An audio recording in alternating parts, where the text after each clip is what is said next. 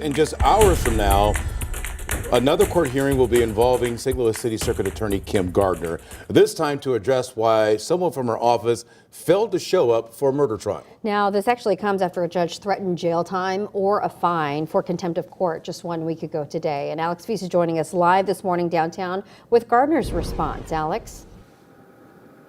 Michelle and Rennie, good morning. We are now seeing evidence from the Gardner camp explaining why she believes she is not responsible for the fact that an assistant prosecutor did not show up in court on the first day of that murder trial. Now, a series of text messages were submitted on Gardner's behalf, suggesting her office communicated with an assistant circuit attorney who was originally assigned to the case. Now, in Gardner's most recent court filing, she claims attorney Alex Pulta was assigned to the case and took an abrupt leave of absence on April 6, saying in a text message to another attorney, quote, "I have no trials, hearings, or depositions in the next 5 weeks."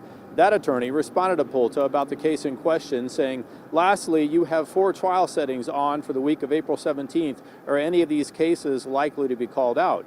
Pulta then responded, saying it is no longer his problem. Gardner's defense claims she did not willfully cause the assigned counsel to fail to appear.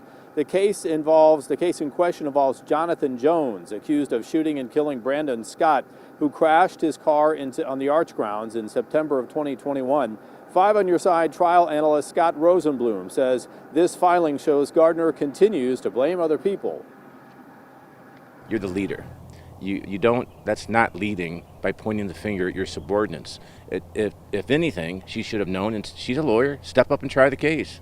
If somebody didn't show up in my office and it was a case that was being handled by my office, we would have been there. This was not set for a counsel status hearing or some kind of update hearing. It was set for a trial, and she didn't even show up to court.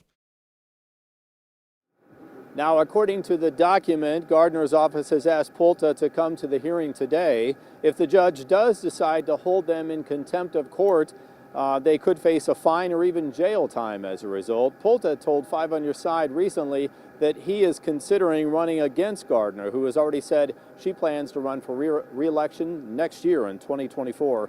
Now, coming up at the bottom of the hour, we'll hear from a political analyst who will discuss the likelihood of Gardner being re-elected. Live this morning downtown, Alex Fees, 5 on Your Side.